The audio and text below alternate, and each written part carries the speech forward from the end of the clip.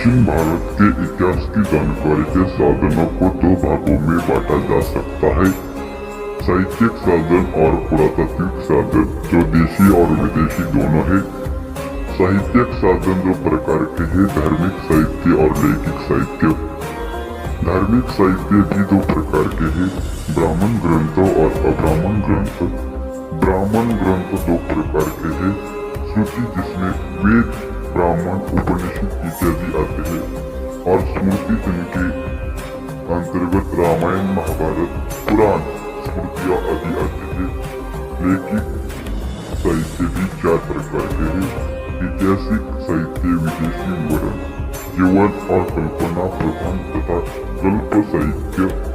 पुरातात्विक सामग्रियों को तीन भागों में बांटा जा सकता है, अभिलेख, मुद्राएं तथा अग्निशेष मार्ग। धन्यवाद।